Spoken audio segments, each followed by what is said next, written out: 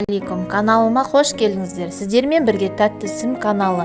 Мен сіздерге керемет дәмді тәтті шие мен алмадан компот жасайтын боламыз. Және де бұл компот өте дәмді, әр ағзамызға өте пайдалы, витаминдерге тола болып келеді.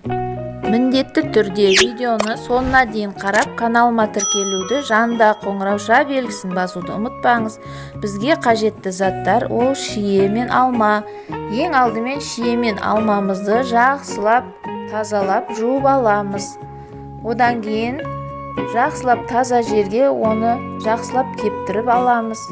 Кептіріп болғаннан кейін банкамызды стерилизовать етеміз.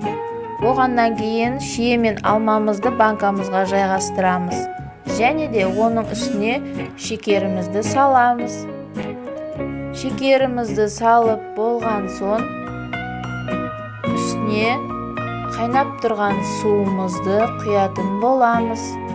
Қайнап тұрған суымызды құйып болған соң біртіндеп алып жабатын боламыз. Мінеке құрметті көрермендер, шиеміз дайын болды, компотымыз. Енді жауып аламыз жақсылап. Мінеке құрметті көрермендер, компотымыз дайын болды. Міндетті түрде видеоны соңына дейін қарап, каналыма тіркелуді ұмытпаңыздар. Подписация батырмасын басып, міндетті түрде тіркеліп алыңыздар. Сонымен қатар достарыңызға да жіберуді ұмытпаңыздар. Тәтті тізіммен астарыңыз тәтті болсын.